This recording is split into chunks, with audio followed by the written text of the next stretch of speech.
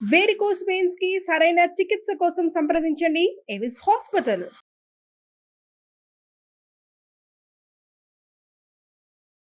నమస్తే రమగారు. నమస్తే జయ. రమగారు, ఆ మధ్య మనం నావెల్స్ చెప్పుకున్నాం కొన్ని. మళ్ళీ స్టార్ట్ చేద్దామండి. ఏం చెప్తారు? చాలా చిన్నప్పటి నుంచి చదువుతున్న నావెల్ ఒకటి చెప్తాను జయ. మీరా. నేను 11th క్లాస్ 10th క్లాస్ ఆ స్టేజ్లో మా అన్నయ్య ఎప్పుడో కొనుక్కొచ్చాడు ఆ పుస్తకం. పోనీ డిగ్రీ ఫస్ట్ ఇయర్ అనుకో, అలా అనిపిస్తుంది. లక్ష్మి రైటర్ పేరు. ఆవిడ గురించిన వివరాలు ఏమి నాకు పెద్దగా తెలియదు, కానీ ఆవిడ ఇంకా కొన్ని నావెల్స్ ఉన్నాయి. వైజయంతి ఒకటి బాగుంటుంది, తెల్ల గులాబీ ఒకటి బాగుంటుంది, ప్రేమ కిరీటం అలా ఉంటుంది పేరు, అది కూడా బాగుంటుంది. ఒక 5-6 నావెల్స్ కనపడతాయి బాగా. వాటిలలో నాకు మీరా చాలా ఇష్టం. ఈ మీరాలో ఒక అంటే కథనము, అది సాధారణంగా ఒక నార్మల్ లివింగ్, కాఫీ కలపటం, టిఫిన్ చేయటం, ఇలాంటి సింపుల్ విషయాలే చెప్తూ ఉన్నట్టు కనిపిస్తుంది. మామూలుగా మన ఇంట్లో ఎలా ఉంటుందో అలాంటి విషయాల మీదే కథ నడుస్తున్నట్టుగా కనిపిస్తుంది. అదేలేండి. దాని వెనకాల స్లోగా మనుషుల మనస్తత్వాల్ని చాలా స్లోగా, అంటే వెంటనే విశదంగా వీళ్ళు ఇది అని చెప్పరు, స్లోగా మనుషుల తాలూకు మనస్తత్వాలు ఆవిష్కారం జరుగుతూ ఉంటుందన్నమాట. నార్మల్ లివింగ్ స్టోరీసే ఇవి.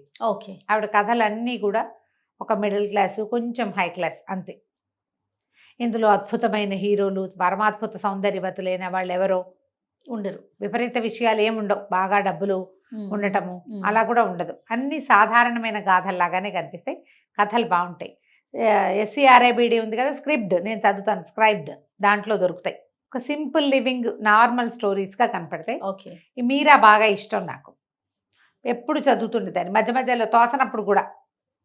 ఒకసారి చదివింది మళ్ళీ చదువుకుంటారా మీరు? అవునా రవి గారు? నచ్చితే కదండి. అంటే కొంత బాగున్నాయి అనిపిస్తుంది కదా జయ. నేను అట్లా మళ్ళీ మళ్ళీ చదివే పుస్తకాలు బోలెడున్నాయి నా దగ్గర. ఒక 6 నెలలు 8 నెలలు గ్యాప్ వచ్చింది అనుకో, ఇక ఏం లేవు, దొరకలేదు, కొత్తవి ఏం లేవు. ఆ పాత వాటిలలో ఫేవరెట్ బుక్ తీసి చదువుకుంటాము. భలే ఉందండి. అందరూ చదువుతారు జయ ఇట్లా. అట్లనా? బుక్ రీడర్స్, బుక్ లవర్స్ అంటే ప్రతి కొత్త పుస్తకపు ఆకలే ఉండదు, పాత పుస్తకపు సరదా కూడా ఉంటుంది. నేను పిండి వంటలు పుస్తకాన్ని కొన్ని 100 సార్లు చదువుకుంటా. నువ్వు నమ్ముతావా మరి? ఒట్టి వంటలు పిండి వంటలు ఏవి లేకపోతే పిండి వంటలు చదువుకుంటాను కూర్చొని. చదువుకోవటం ఇష్టం అంతే. అంతే మంది. ఎంత మంచి లక్షణం కదా రమ్మ గారు. బుక్ రీడింగ్ అనేది చాలా మంచి అద్భుతమైన లక్షణం. నాకు రాలేదు రమ్మ గారు. అది ఎట్లాగో వచ్చేసింది, మా ఇంట్లో ఉంది. అది మా ఇంట్లో ఉండటం వల్ల నాకు కూడా వచ్చింది. నేను ఇంగ్లీష్ చదవలేను కదా జయ, పెద్దగా అసలు చదవలేని తనం కాదు, నడవదు. మీనింగ్ అంత తొందరగా ఎక్కదు. అంతే. ఎక్కుతుంది, మీనింగు ఎక్కుతుంది, చదవనుగలను, కాకపోతే ఎంజాయ్ చేయలేను. ఓకే. మన తెలుగులో ఉన్నంత ఎంజాయ్మెంట్ ఉండదు నాకు. ఇలా అయితే నేను అసలు విశ్వనాథ్ సత్యనారాయణ గారి పుస్తకాలు 100 సార్లు చదువుంటాను, మళ్ళీ మళ్ళీ మళ్ళీ మళ్ళీ మళ్ళీ మళ్ళీ. సూపర్. అవి చదువుతూనే ఉంటాను. కొడగంటి కుటుంబరావు గారు కొన్ని పుస్తకాలు అసలు ఇలా అనగానే వాళ్ళ పేర్లు చెప్పేసేయాలి. శ్రీపాద సుబ్రహ్మణ్య శాస్త్రి గారివి భలే బాగుంటాయి జయ. గులాబీ అత్తరు 6వ సారో 8వ సారో ఈ వారంలో చదివాను మళ్ళీ నేను. చదివితే బాగుంటుంది, మీకు తెలియాలి దానిలో రుచి. కాదు చెయ్య, మనం కొన్ని సినిమాలు ఉంటాయా మళ్ళీ మళ్ళీ చూడమా, చూసిన సినిమా అని మానేస్తావా? జగదేక్ వీరుడు అతలో సుందరి నువ్వు మానేస్తావా? మరి ఏం సినిమా అయితే నువ్వు 2వ సారి చూస్తావు? ఏది చూడవా నువ్వు? వేస్ట్ అంటారా? 2వ సారి అంత పెద్దగా ఎక్కదు గారు. హనీ ఉంది కదా, చూసిన సినిమానే ఒక సినిమా నచ్చింది అనుకోండి, చూసిందే చూస్తుంది. ఫస్ట్ టైం ఎక్కడ చూస్తే నవ్వొచ్చిందో అక్కడే నవ్వుతుంది. 2వ సారి అట్లాగే నవ్వుతుంది. 3వసారి 10వ సారి చూసినా అదే నవ్వుతుంది రమ్మ గారు. అది నాలాంటిదే ఉంటుంది. ఆల్రెడీ నవ్వేవు కదా, ఈ సీన్కి నీకు మళ్ళీ ఎందుకు నవ్వు వస్తుందంటే ఎంజాయ్ చేయాలి అమ్మా అంటది. అట్లా మీరు కూడా అంతేనా? నేను కూడా అంతే. కొన్ని పాత సినిమాలు అవి మళ్ళీ మళ్ళీ మళ్ళీ మళ్ళీ చూస్తాను జయ నేను. అవునా? చాలా బాగుంది రమ్మ గారు మీ సీక్రెట్స్.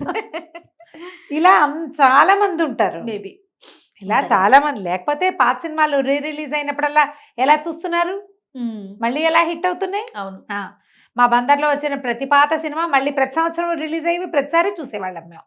నేను ఒకదాని కాదు, మా ఇంట్లో బోల్డన్ ఉన్నాయి ఇలాంటివి నమూనాలు బోల్డు.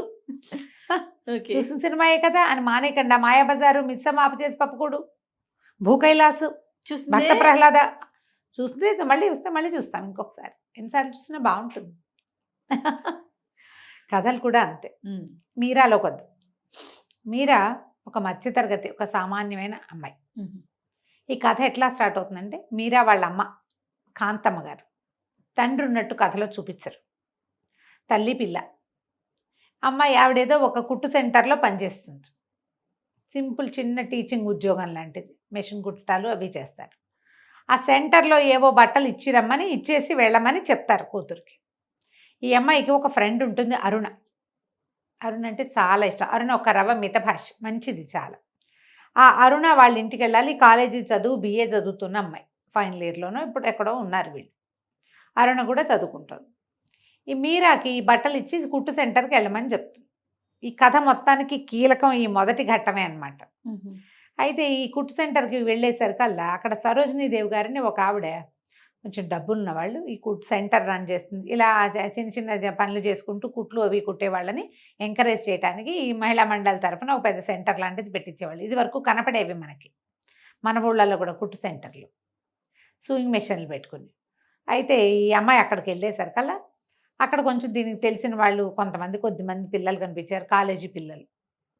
ఇక్కడ ఒక అద్భుతం జరగబోతుంది, నువ్వు ఉండని ఈ అమ్మాయి వెళ్ళిపోదలుచుకుంది. పాపం వాళ్ళు బలవంతంగా ఉంచుతారు.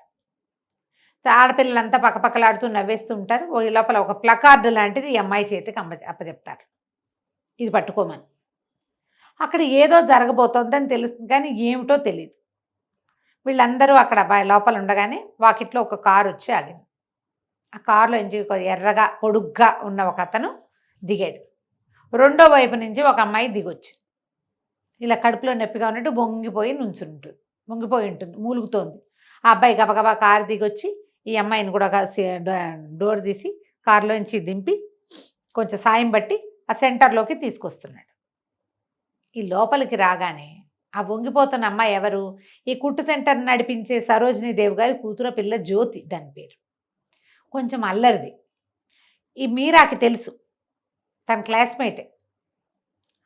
సరే ఒక్కసారి బిల్లబిల్లాడుతూ ఈ ఆడపిల్లందరూ బయటకు వచ్చేసారు. సుస్వాగతం అని పక్కపక్క నవ్వుతూ అరుస్తూ చప్పట్లు కొట్టారు. అప్పటిదాకా వంగిపోయి ఉండి మూలుగుతున్న అమ్మాయి చటుక్కున స్ట్రైట్గా లేచి నిలబడి హాహాహా పందెం గెలిచాను వచ్చని గట్టిగట్టిగా మాట్లాడేసింది.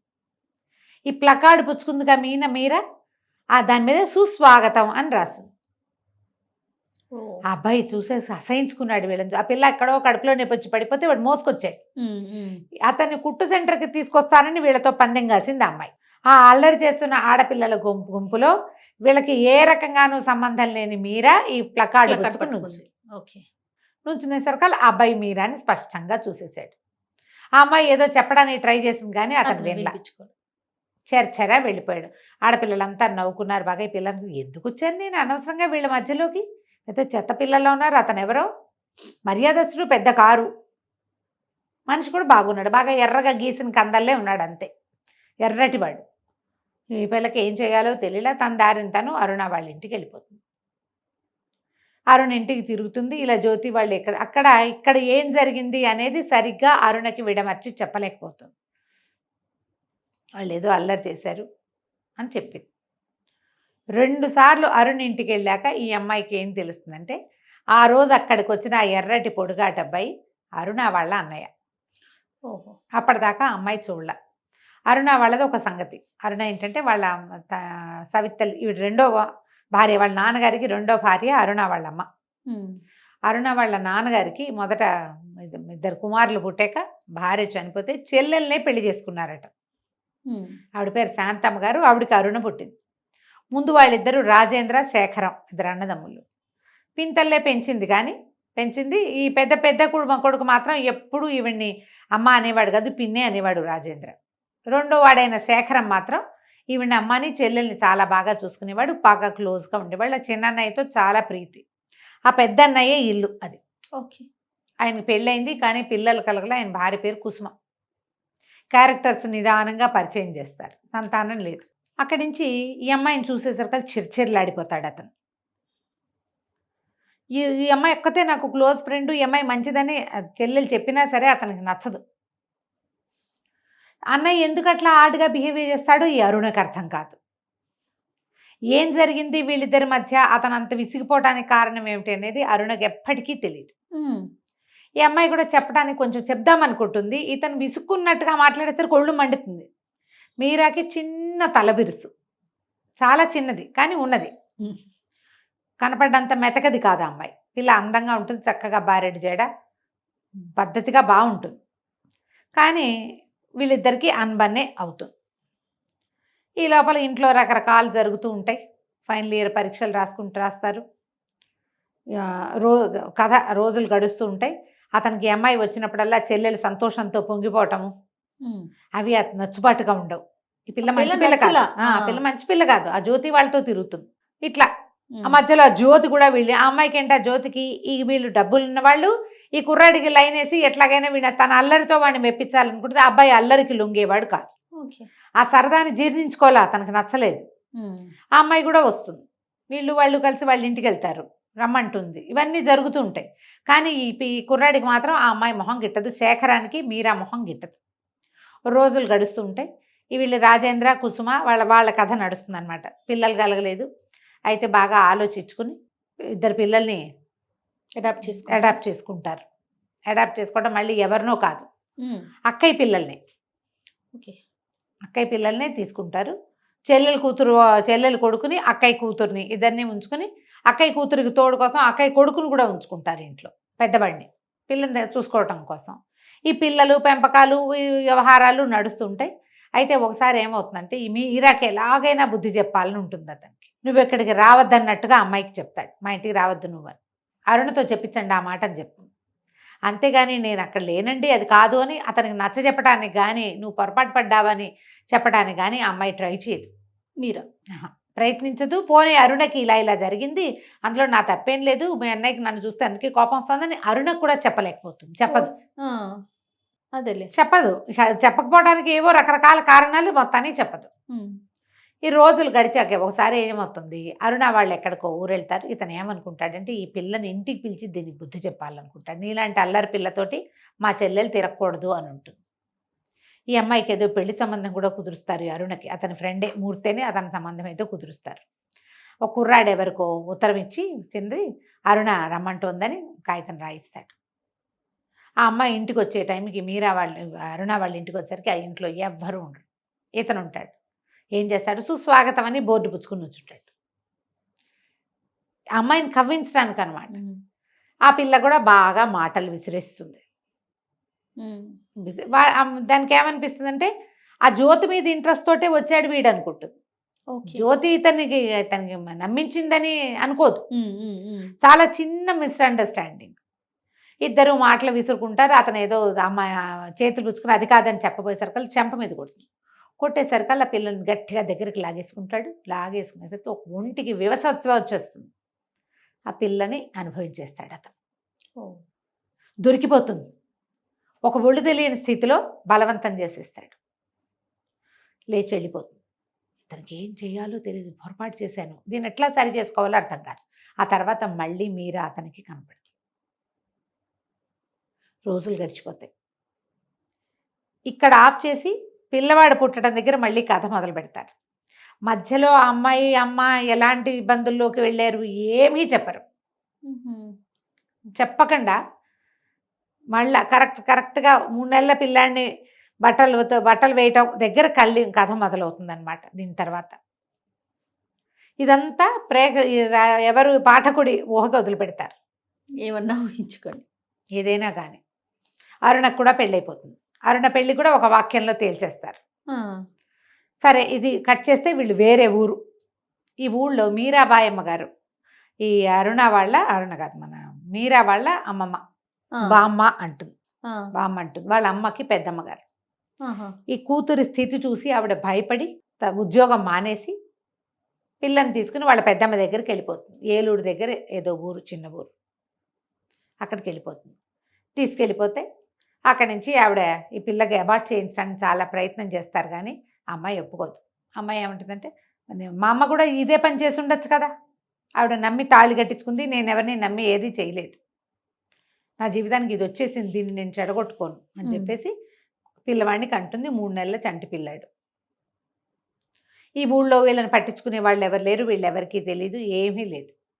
మీరాబాయి అమ్మగారు పిల్లాడిని చూసుకుంటారు. ఆవిడకి ఎవరు లేరు. ఆవిడకి కాంతమ్మతోటి ఒక దూరపు చుట్టరికం. ఇక పిల్లాడిని పెంచుకుంటారు. ఆవిడ కూతురుతో మాట్లాడడం మానేస్తుంది, ఏమీ మాట్లాడరు. మీరాతో మాట్లాడదు. ఈయన మీరాబాయి అమ్మగారి పిల్ల అమ్మమ్మ బామ్మ, తను, పిల్లవాడు, తల్లి, నలుగురు. కొద్ది రోజులు గడిస్తే వీళ్ళు ఎప్పటి నుంచో దాచిపెట్టుకునే డబ్బులు. కాకపోతే ఎంతకాలం ఈ కథ నడుస్తుంది? కొద్ది రోజులు గడిచాక ముసలావిడ కాస్త కన్ను మూస్తారు. వీళ్ళకి ఏం చేయాలో తెలీదు. ఈ అమ్మాయికి ఏదైనా ఉద్యోగం చేయాలనుంది. బయటికి వెళ్తే 100 ప్రశ్నలు వస్తాయి. ఇది ఎప్పట్లో కథ? 70sలో. ఆ కాలం వేరు. అంతేగా. ఒక పిల్లాడు, ఒక చంటి పిల్లాడు ఉన్నాడంటే తండ్రి భర్త ఏడి అని అడుగుతారు. అయితే వీళ్ళు లోకంలో ఎలాంటి చిన్న ప్రచారం చేస్తారంటే, మీరా కాకుండా ఇంకో పెద్దమ్మాయి ఉంది, ఆ అమ్మాయి చనిపోయింది, ఆ అమ్మాయి పిల్లాడు వీడు అన్న సినిమా ఇచ్చారు ఇక్కడ. దీనికే పెద్దసేపు బోల్సేపు చెప్పరు, ఒక వాక్యంలో చెప్పేస్తారు. పెద్దమ్మాయి చనిపోయింది, ఆ పిల్లాడిని వీళ్ళు పెంచుకుంటున్నారు. ఏదైనా ఉద్యోగం చేస్తానంటే ఎక్కడికైనా వెళ్తే ఎన్ని ప్రశ్నలు వస్తాయి, ఎన్ని వస్తాయని తల్లికి ఇష్టం లేదు. ఉన్న దాంట్లోనే బతుకుతూ ఉంటుంది. ఆ డబ్బు ఎంతకాలం వస్తుంది, ఆ బామ్మ ఇచ్చిన డబ్బు అయినా ఎన్నాళ్ళు వస్తుంది, పిల్లాడు ఎదుగుతాడు కదా అని ఈ అమ్మాయి ఉద్దేశం. నర్సుగా పనిచేసే ఒక దూరపు బంధువుల అమ్మాయి, ఒక అమ్మాయి ఉంటుంది, జానకి. క్యారెక్టర్ పేరే కానీ పెద్దగా ఆవిడ మాట్లాడినవి మనకేం కనిపించదు, కానీ వస్తుంది. అయితే జానకి ఏమందంటే ఒకరోజు వచ్చి చెప్పింది, ఊళ్ళో ఒక పెద్ద ఆవిడ ఉన్నారు, పిల్లలు బయటే ఉంటారు, ఆవిడ ఒక్కరే ఉంటారు ఇంట్లో. ఆవిడ కొంచెం పై సాయం, మనిషి సాయం కావాలి. 70 రూపాయలు ఇస్తారు ఆ రోజుల్లో. 70 రూపాయలు 70 రూపాయలు ఇస్తారు. ఆవిడ కొంచెం గుండెదాడ మనిషి. వెనకాల సాయం కొద్దిగా వంట సహాయం అది చేసి పెట్టచ్చు, వంట అది చేసి పెడితే సరిపోతుంది. వాడికి వంట చేయటం, మాట సహాయం. పై పనులన్నిటికీ పని వాళ్ళు ఉన్నారు పుష్కలంగా. వాళ్ళకి డబ్బులు ఎక్కే లేదు అసలు. సహాయంగా ఒక మనిషి, కొంచెం 4 తెలిసిన వాళ్ళు ఎవరైనా ఉండాలి, అంతే. అనేసరికి మీరా బాగా ఆలోచించుకుని పదనే వస్తానంటుంది. వెళ్తే చక్కగా సన్నగా పొడుగ్గా తీగల్లే ఉన్న పిల్ల, 10th క్లాస్ చదివానని చెప్తుంది. BA చదివి ఈ పిల్ల మీరా 10th క్లాస్ BA చదివి ఈ ఊళ్ళో ఎందుకున్నావు, ఈ పనికి ఎందుకు వచ్చావని అడుగుతారు కదా. 10th క్లాస్ చదువుకున్నా, మా అమ్మకు ఒంట్లో బాగుండదు, అనారోగ్యం, అమ్మ గుండె జబ్బు మనిషి, ఎక్కువ దూరం వెళ్ళలేను, పై ఊళ్ళకి తీసుకెళ్తే కష్టం, ఈ ఊరు నీరు ఆవిడకి పడింది, ఇలా ఏవో 2 వాక్యాలు చెప్పుకుంటారు.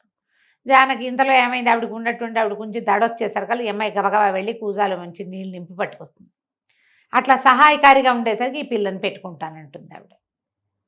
ఈ అమ్మాయి వాళ్ళ ఇంట్లో వంట మొదలు పెడుతుంది. అయితే ఇట్లా వంట చేయడానికి, పని చేయడానికి వెళ్తున్నానంటే తల్లికి నచ్చదని, 2 పిల్లలు ఉన్నారు, వాళ్ళకి ప్రైవేట్ చెప్పడానికి వెళ్తున్నానని చెప్తుంది. తల్లికి నిజం చెప్పదు. అక్కడ ఉన్న పిల్లలు, ఆ ఊర్లో ఉన్న బాచి, ఈ మీరాబాయి అమ్మగారికి దూరపు చుట్టాల పిల్లవాడు ఒకటి బాచి అని, వాడు వస్తూ ఉంటాడు. వాడికి వీళ్ళిల్లు వాకిలి తెలుసు. వాడికి కూడా చెప్తుంది, ఒరే ట్యూషన్ చెప్తానని చెప్పాలరా మా అమ్మకి, ఇది చెప్పకూడదు అని. రోజు వెళ్తూ వస్తూ ఉంటుంది. పిల్లాడిని ఇప్పుడు తల్లి, ముసలావిడ లేదు, అంతకుముందు ఆవిడ చూసేవారు, ఇప్పుడు ఆవిడ తప్పనిసరిగా తల్లే పిల్లాడిని చూసుకోవాలి. అంతేగా. వాడు చక్కటి పిల్లవాడు, చక్కగా తెల్లగా బొద్దుగా ఉన్నాడు. ఆవిడ ఎంతసేపు అనుకుంటుంది, ఏ జమీందారుల ఇంట్లోనో పుట్టాల్సిన పిల్లాడు వీడు, ఏం జరిగి ఇలా పిల్లవాడు ఇలా ఈ రకంగా అయ్యింది అనేది ఆ తల్లికి అర్థం కాదు. ఆ అమ్మాయి చెప్పదు అసలు. కొద్ది రోజులు గడిచేసరికి ఆవిడ కూతురికి, కొడుకులకి ఉత్తరాలు రాసుకుంటూ ఉంటుంది. కొన్నాళ్ళలో మా అమ్మాయి వస్తుంది పురిటికని చెప్తుంది. ఒకరోజు మా అబ్బాయి వస్తున్నాడని చెప్పి చెప్తుంది. ఆ అబ్బాయి వస్తాడు, కారు వాకిట్లో ఆగుతుంది. ఆ లోపలికి వచ్చిన అబ్బాయి ఎవరు? శేఖరం. ఏం చేయాలో అర్థం కాదు. వీడు ఆశ్చర్యపోతాడు, ఇతను కూడా చాలా ఆశ్చర్యపోతాడు. మాయమైపోయింది మీరా. ఆ దుస్సంఘటన తర్వాత అతను మళ్ళీ ఆ అమ్మాయిని చూడలేదు. ప్రాణాలు లేచొస్తాయి అతనికి. ఎలాగైనా ఆ అమ్మాయిని ఒప్పించి పెళ్లి చేసుకోవాలనుకుంటాడు. అసలు అతని వైపు తలకాయ కూడా తిప్పి చూడదు అమ్మాయి. ఎంత బతిమలాడినా, ఎన్ని విధాలు అడిగినా సమాధానం చెప్పదు. కట్రాట్లాగా బిగిసిపోతుంది.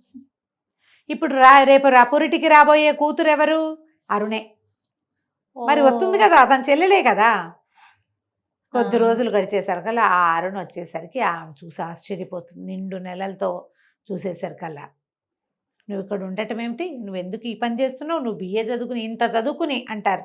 BAని పెద్ద చదువుగా చెప్తారు 70లలో. గ్రాడ్యుయేషను చాలా పెద్ద చదువు. పెద్ద ఉద్యోగం చేసుకోవాలి, ఈ పని చేయటం ఏమిటని ఎంతో ఆశ్చర్యపోతుంది, ఏడుస్తుంది, కావలించుకొని నిన్ను 2 ఏళ్ళ అరుణ. నుంచి ఏమైపోయావు నువ్వు, సంవత్సరంన్నర అయింది, నా పెళ్ళికి రాలేదు, నేను ఎక్కడున్నావో తెలియదు, ఎన్ని కబుర్లు చేసినా మీ ఇంటి సందులో ఎవ్వరూ చెప్పలేకపోయారు అని విపరీతంగా ఏడుస్తుంది. ఆ తల్లి ఆశ్చర్యపోతారు, శాంతమ్మ గారు, ఇదేమిటి రేకలేక కండానికి వచ్చిన పిల్ల ఏడుస్తూ కూర్చుంటే ఎట్లా, చాలా దిగులు పడిపోతుంది.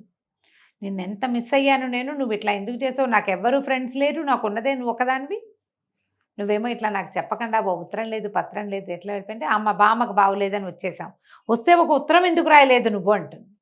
అంతేగా. ఇక ఉండిపోతుంది. ఈ అరుణని వదిలిపెట్టి వెళ్ళటానికి మనస్కరించదు. మెల్లిగా రోజులు గడుస్తాయి. ఇతను ఈ సందర్భంలో పిల్లవాడిని ఎత్తుకుని మీరా హాస్పిటల్కి వెళ్ళటం చూశాడు. ఆహా. ఈ శేఖరం చూసేస్తాడు. అయితే ఆశ్చర్యపోతాడు, పిల్లాడెవరో అర్థం కాదు. ఆ బాచీని అడుగుతాడు, వాళ్ళ అక్కయ్య కొడుకు అని చెప్తాడు బాచి. అక్కయ్య లేదు, మీరా ఒక్కతే, ఇతను తండ్రి తెలుసు. కూడా లేడు, తండ్రి కూడా లేడు. అయితే అందాజుగా పిల్లవాడి వయసు లెక్క పెట్టుకుంటే ఇతనికి పిల్లాడు మీరా కొడుకేనేమో, తన వల్ల కలిగిన వాడేనేమో నన్ను అనుమానం వచ్చేస్తుంది. పిల్లాడిని చూస్తే ఊరికే పీకులాటగా ఉంటుంది మనసు అతనికి. చక్కగా తెల్లగా బొద్దుగా మిసమిసలాడుతూ ఉంటాడు పిల్లవాడు అందంగా.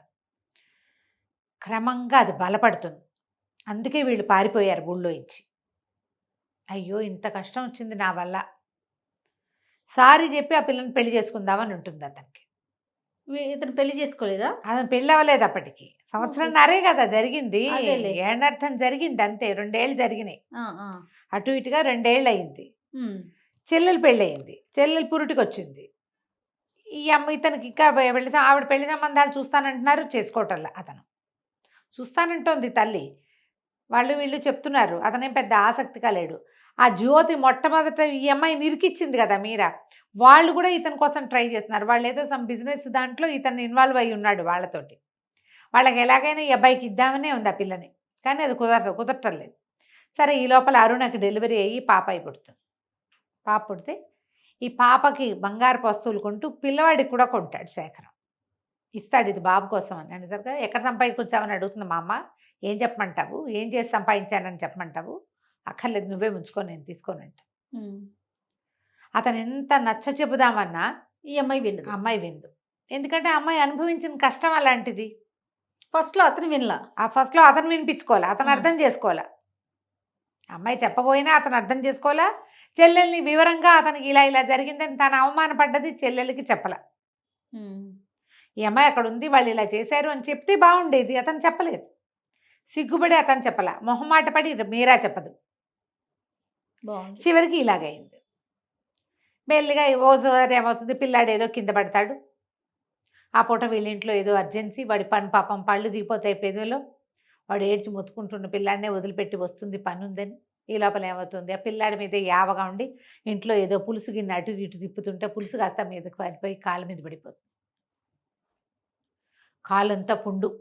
తల్లి చూస్తే ఏమంటుందోనని ఆవిడ మాట్లాడడం అనేది జబ్బుగా ఉంటుంది, చాలా జబ్బుగా ఉంటుంది. కాకపోతే ఏంటంటే పెద్ద ఆవిడ లేదు కదా, వీళ్ళ మధ్యలో ఆ బామ్మగారు లేకపోవడంతో తప్పనిసరి కొన్ని మాటలైనా అవుతున్నాయి. ఆవిడ ఈ ఊరి నుంచి వెళ్ళిపోదామంటుంది, ఆవిడ వెళ్దామంటుంది, ఈ అమ్మాయి వద్దండి, లేదా ఈ అమ్మాయి వెళ్ళిపోదామంటుంది, ఆవిడ ఒప్పుకోద్దు, ఇక్కడైతే ఎవరు మన జోలికి రారు అని. అయితే ఏమవుతుంది, ఈ కొద్ది రోజులు గడిచేసరికి అరుణని అత్తారింటికి పంపించేస్తారు. పిల్ల కాస్త పెద్దది అవుతుంది, 4 నెలలు వచ్చేసరికి పంపిస్తారు. ఈ అమ్మాయి వీళ్ళ ఇంట్లోనే పనిచేస్తూ ఉంటుంది, ఏ పనైనా చేస్తుంది మాట్లాడకుండా. నెల తిరిగేసరికి డబ్బులు వస్తున్నాయి. డబ్బులు వీళ్ళ దగ్గర కొంత డబ్బు ఉంది, ఇది ఇంకొంచెం అదనపు ఆదాయం కింద ఉంటుంది. పిల్లవాడు పెరుగుతున్నాడు కదా. అయితే ఈ కొద్ది రోజులు గడిచేసరికి ఒకనాడు వీళ్ళ ఇంటికి ఎవరో చుట్టాలు వస్తారు. ఆ వచ్చిన వాళ్ళు ఎవరు, సరోజిని గారు, జ్యోతి వాళ్ళు వస్తారు. వాళ్ళు వచ్చి అక్కడి నుంచి ఈ అమ్మాయిని చూడంగానే ఆవిడ ఆశ్చర్యపోతుంది. అదేమిటి అంత సడన్గా మాయమైపోయారు, అన్నాళ్ళు అక్కడే ఉన్నారు అంటే, మా అమ్మకు ఒంట్లో బాగుండే, బామ్మగారికి బాగోలేదని వచ్చాం, ఆవిడ కాలం చేసిందని చెప్తుంది. ఆవిడ దగ్గరకు వచ్చి ఈ అమ్మాయి కొంగు ఎప్పుడు కప్పుకుని ఉంటుంది, ఆ కొంగు జరిపి చూస్తుంది, మెడలో సూత్రాలు ఉన్నాయా. ఆవిడకి ఏం డౌట్ వస్తుంది, శేఖరం వాళ్ళ ఇంట్లో ఉందంటే ఈ పిల్ల ఏమైనా వీళ్ళ కోడలేమోనని డౌట్ వస్తుంది. మెడలో ఏమీ లేవు, మెడ బోసిగా ఉంది అంటే వీళ్ళ కోడలు కాదనమాట, ఊరికే సహాయానికి ఉంచుకున్నానని ఆవిడ చెప్తుంది. ఈ పని చేయటం ఏమిటి, చదువుకున్న పిల్లవి, నువ్వు అయినా అంత సడన్గా లేచిపోయారు ఏమిటి ఊళ్ళో ఇంచి ఒకేసారి? వ్యంగ్యంగా. ఏం జరిగిందని ఆవిడ అడుగుతుంటుంది. ఏమీ లేదు మామూలుగానే వచ్చానంటు. మీ అమ్మని చూస్తాను పదా నేను అంటుంది. నేను ఇప్పుడు వెళ్ళను ఇంటికని వాళ్ళని తప్పించుకోవడానికి ట్రై చేస్తుంది. వాళ్ళు ఏం చేస్తారు, సరే కాసేపు ఊరుకున్నాక ఈ అబ్బాయి కోసం ఆమె ట్రై చేయటం మొదలు పెడతారు. శేఖరం కోసం పెళ్ళికి ఆ జ్యోతిని కూడా తీసుకొస్తారు. ఆ అమ్మాయి వాళ్ళ చూపులు విసురుతూ ఇతనితోటి బాగా ఉండడానికి ట్రై చేస్తుంది, కొంచెం రొమాంటిక్గా మాట్లాడడానికి ప్రయత్నం చేస్తుంటుంది. తీరా అతను కాస్త ఏం చేస్తాడు, సరిగ్గా మీరా అక్కడ ఉందేమో చూసుకుని నా పెళ్ళైపోయిందండి, నా కొడుకు కూడా ఉన్నాడని చెప్తాడు. తన మనసులో మాట ఆ అమ్మాయికి అర్థమయ్యేలా చేయాలనుకుంటాడు. కానీ ఏమవుతుంది, దానికి 5 నిమిషాల ముందే ఆ మీరా ఇంట్లో ఇచ్చి పెట్టుకెళ్ళిపోతుంది. అది వినలా మీరా. కర్టెన్ వెనకాల అమ్మాయికి ఆ చీర కదులుతుందేమో అని చూస్తూ ఉంటాడు. నాకు పెళ్ళయిందండి, కొడుకున్నాడు, ఏడనర్థం పిల్లవాడు ఉన్నాడు నాకు అని చెప్పేసరికి వాళ్ళంతా జోక్ అని నవ్వుతారు. తల్లి కూడా కేకలేస్తుంది, ఏమిట్రా అంతంత మాటలు అట్లా చెప్తావు అంటుంది. కానీ ఎవరు వినాలని అతను చెప్పాడు అమ్మాయి కాస్త విందు, ఆ పిల్ల కాస్త వెళ్ళిపోతుంది. అప్పటికే మీరా వెళ్ళిపోతుంది. పని మనిషిని అడుగుతాడు, అప్పి ఏదే మా అమ్మాయి గారు ఏదంటే ఇందాక ఎప్పుడోనే వెళ్ళిపోయారండి, తలనొప్పిగా ఉందన్నారు, వాళ్ళ అమ్మ కూడా ఒంట్లో బాగోలేదంట, ఇంటికి వెళ్ళిపోయారండి. ఏ మాట అమ్మాయి వినాలని అతను చెప్తాడో అది జరగనే జరగదు. ఈ లోపల ఈ సరోజనమ్మ గారు ఏం చేస్తుంది, ఆవిడ ఎట్లాగో ఫ్రెండ్షిప్ బాచి వాళ్ళ ఇంటికి వెళ్ళేసరికి ఆ బాచి ఏమో వాళ్ళు తెలియపోవడం ఏంటంటే మీరా అక్క వాళ్ళ ఇల్లు ఇక్కడేనని వాళ్ళ ఇంటికి తీసుకెళ్తాడు. తీసుకెళ్లేసరికి అక్కడ చక్కగా బుద్ధులు మూట కడుతున్న ఈ 2 ఏళ్ల పిల్లవాడిని చూసేసరికి ఆవిడ శుభ్రంగా ఉన్నాడు. వాడు చూసేసరికి ఆవిడ తెల్లబోతుంది, పెద్ద పెద్ద కేకలు పెట్టి, నీకు ఇంకో కూతురు ఎక్కడిది, నీకున్నది ఒక్కతే కూతురు, ఏం చేయించి కూతురుతోటి సంతానాన్ని కనిపించావని ఆవిడ అక్కడ కేకలు పెట్టేస్తుంది. ఆవిడ పెట్టిన కేకలకి చుట్టుపక్కల వాళ్ళంతా బయటకు వచ్చి చూసేస్తారు. అందరికీ తెలిసిపోతుంది ఆ పిల్లాడు మీరా కొడుకేనని. అయ్యో. ఆవిడ ఆగ మేఘాల మీద పరిగెత్తుకొచ్చేస్తుంది శాంతమ్మ గారింటికి. వచ్చి గట్టిగా అరిచి, ఈ పిల్ల మంచిది కాదు, దీన్ని మీ ఇంట్లో పెట్టుకున్నారు, ఏం చేయబోతుందో, ఎవరి కొంప ముంచేశారు వీళ్ళు, తల్లి కూతురు కలిసి, శుభ్రంగా ఉన్నాడు పిల్లాడు, అక్కయ్య కూతురు అని చెప్తోంది, అది అబద్ధం, అసలు ఆవిడ ఒక్కతే కూతురు, అక్కయ్య కొడుకు అని చెప్తోంది, అక్కయ్య కొడుకు కాదు దీని కొడుకే అనేసరికి ఆవిడ తెల్లబోతుంది. ఇదేంటి మంచి పిల్ల అనుకున్నావు, అరుణకి క్లోజ్ ఫ్రెండ్, పిల్ల మంచిది, సంవత్సరం నుంచి మన ఇంట్లో ఉంది, అన్ని పనులు చేస్తుంది, ఏ మాట పళ్ళు మాట మాట్లాడదు, పని కూడా ఎంతో తీరుగా ఉంటుంది. ఆవిడ నిర్ఘాంతపోతుంది.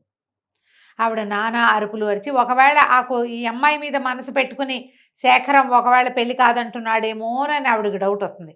లోపల ఎక్కడో ఏం కొడుతోందంటే, అతను నాకు భార్య ఏడనర్థం కొడుకున్నాడని చెప్పాడు, అది ఇదేనేమోనన్న అనుమానం కూడా ఉంది ఆవిడకి. లింక్ వీళ్ళకి చెప్పేసేసి వెళ్ళిపోయింది ఆవిడ. ఈ అమ్మాయిని తీసేసేయండి మీరు. ఈ అమ్మాయి అటు ఇటు తిరుగుతుండగానే ఈ లోపల ఏమైంది, అతను వాళ్ళని సాగనంపేసే శేఖరం బయట ఉంచునేసరికి ఒక కొత్త కారు వస్తుంది. ఆ కారులో వచ్చిన మనిషిని చూసి ఆశ్చర్యపోతాడు వీళ్ళ మేనమామ. ఆయన ఇంట్లోకి వచ్చాడు. ఎన్నాళ్లకో ఆశ్చర్యపోతుంది ఆ శాంతమ్మ గారు అన్నయ్యని చూసి, ఇంతకాలానికి వచ్చావు, ఎట్లా ఉన్నారు పిల్లలు, వాళ్ళు బాగున్నారా, అదే ఇదని అన్నయ్యని పిలుస్తుంది. ఆయన లోపలికి వచ్చి కూర్చుంటాడు. ఈ లోపల మంచినీళ్ళు అప్పి అమ్మాయి గారిని మంచినీళ్ళు తీసుకురమ్మనని కేక పెడుతుంది. మీరా అని పిలవడానికి కూడా ఆవిడకి ఇష్టం ఉండదు. ఆ అమ్మాయి కాస్త కొంగప్పుకుని మీరా లోపల నుంచి మంచినీళ్ళు పట్టుకొచ్చేస్తుంది ఆయనకి. ప్రకాశం గారు వాళ్ళ అన్నయ్య పేరు. ఆ మంచినీళ్ళు ఇస్తుంటే ఆయన ఆశ్చర్యంగా చూస్తాడు పిల్లకేసి. చూసిన మొహంలాగా ఉంది ఆయనకి. చూస్తే ఎవరు ఏమిటి అని అడుగుతాడు. అడిగేసరికల్లా సహాయంగా ఉంటుందని పెట్టుకున్నాను,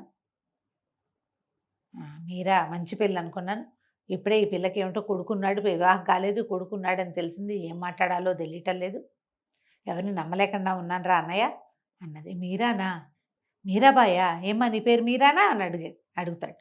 అవునండి అని. మీరాబాయా అంటాడు. కాదండి మీరానే అంటాడు. మన వాళ్ళలో ఈ పేర్లు ఉండవు కదే అంటాడు చెల్లెల్ని. అవును, ఏమిటో ఇంత విచిత్రమైన విషయం తెలిసింది, ఏమన్నాలో అర్థం కావట్లేదంటే నేను ఇంటికి వెళ్తానండి అని వెళ్ళిపోతుంది. ఆయన అమ్మాయి వెళ్ళిన వైపే చూస్తూ ఉంటాడు. మనసు లాగేస్తుంది ఆయనకి ఆ పిల్ల మీద. చూస్తూ ఉన్నాడు. సరే సాయంకాలానికి మీరు ఎక్కడుంటారు ఏమిటి అన్నట్టు అడుగుతాడు, కానీ అమ్మాయి సమాధానం చెప్పదు. సాయంత్రం అమ్మగారు రమ్మంటున్నారని కబురు చేసేసరికల్లా ఆ అమ్మాయి ఇంటికి వెళ్ళేసరికి రాజుగారు వాళ్ళ ఇంటికి బయలుదేరుతుంది, శేఖరం వాళ్ళ ఇంటికి. ఈ ప్రకాశం గారు బాచీని సహాయం తీసుకుని వెళ్ళి ఇంటికి వస్తారు.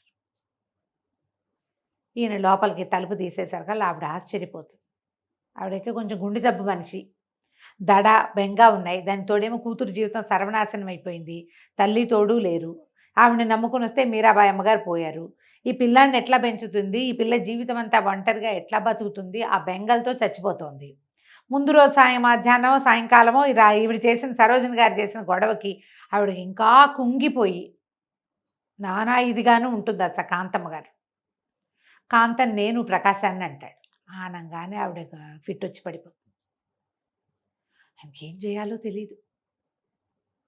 ఈవిడికి ఆ బాచి వస్తాడు. వాడేమో అయ్యో అయ్యో అని పెద్దమ్మ ఎట్లా అయిపోయారు పిన్ని గారు అని గబగబా ఏదో స్పూను అవి పెట్టి ఆవిడకి మంచినీళ్ళు ఇచ్చేదో చేయబోతాడు.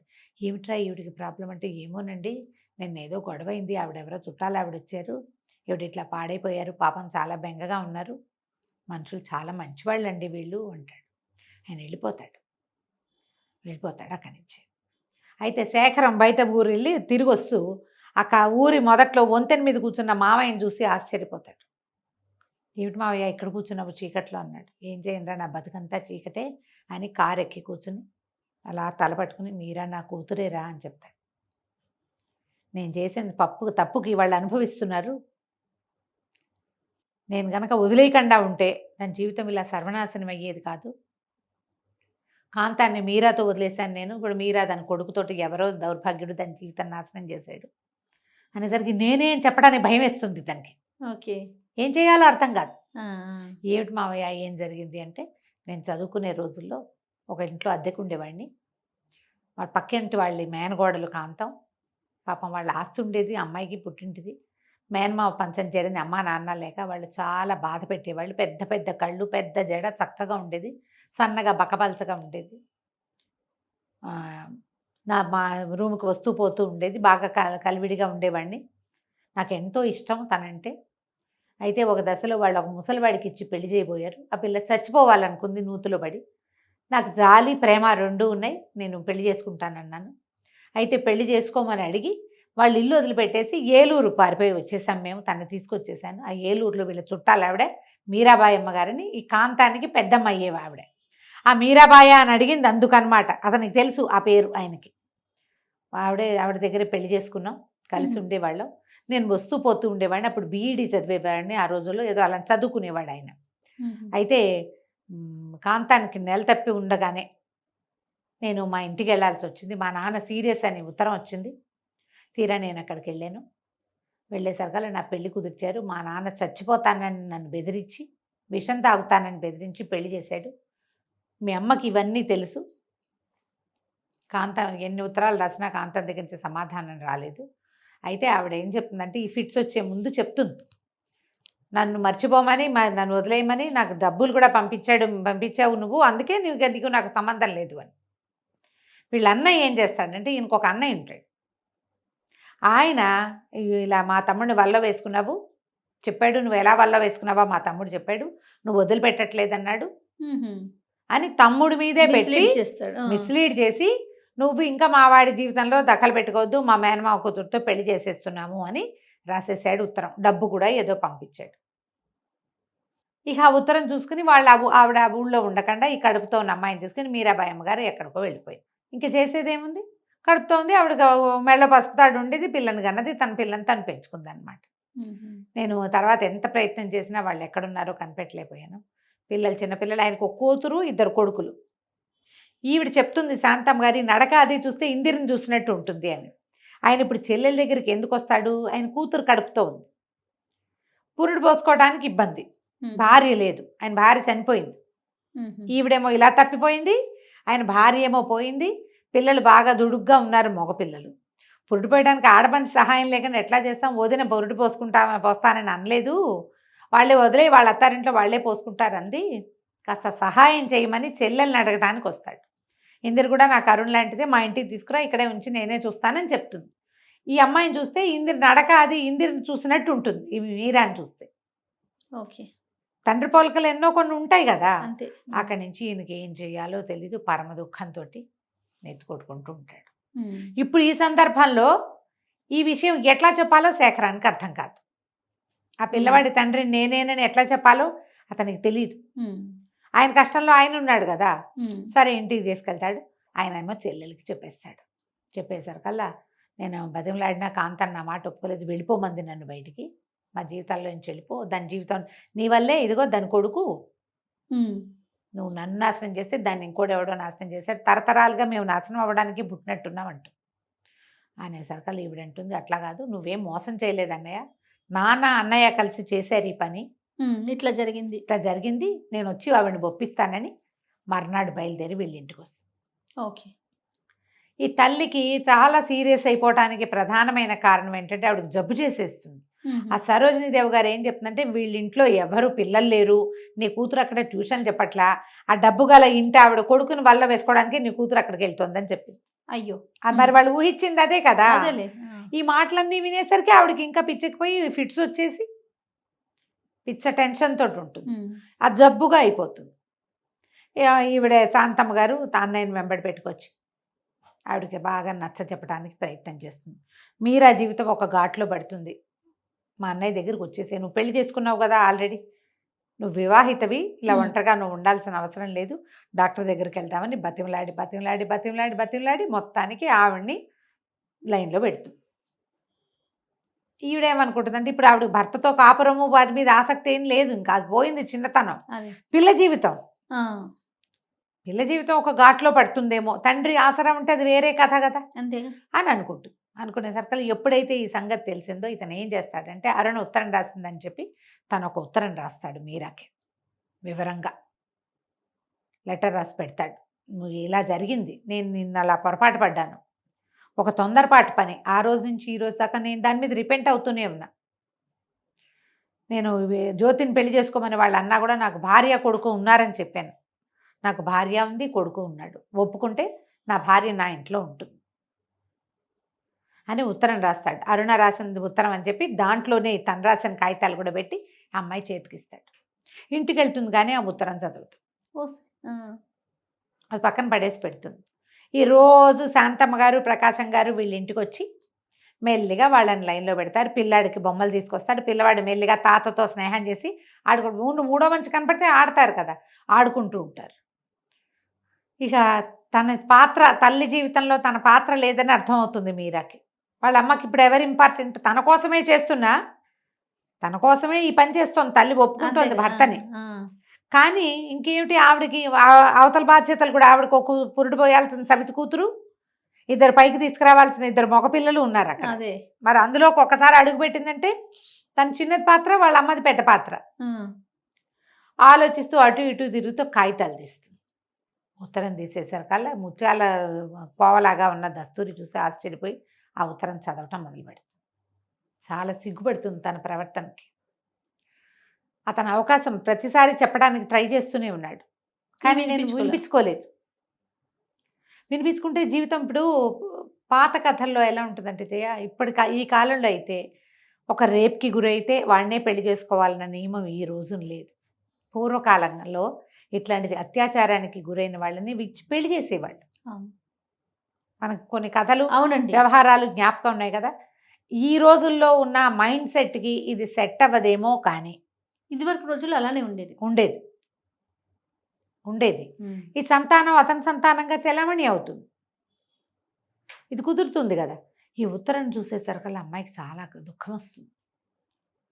నేను ఒప్పుకుని ఉండుంటే ఎలా ఉండేది జీవితం, ఇంత ఇబ్బంది ఉండేది కాదు. కానీ ఇప్పుడు అతని దగ్గరికి వెళ్ళడానికి సిగ్గుగానే ఉంది, ఏం చేయాలో తెలియదు. వాళ్ళ ఇంట్లోనే ఇన్ని రోజులు ఉండి వాళ్ళకి చెప్పలేదు, అవన్నీ సిగ్గుపడవలసిన వ్యవహారాలే కదా.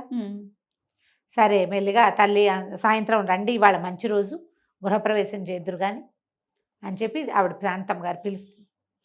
అన్నయ్యకి వదినకి హారతి ఇచ్చి లోపల తీసుకెళ్తుంది. మీరాని కొడుకుని లోపల తీసుకెళ్తుంది. పిల్లాడు ఇతను ఏదో చాక్లెట్ సోఫాలో కూర్చుంటాడు, చాక్లెట్ ఏదో పట్టుకొస్తే వాడు మెల్లిగా నేను దగ్గర చేరతాడు, శేఖరం దగ్గరికి. పిల్లవాడు ఆయనతో ఆడుకుంటుంటాడు, తాతతో 2-3 సార్లుగా చూస్తున్నాడు కదా రోజు వాళ్ళ ఇంటికి రావడంతో.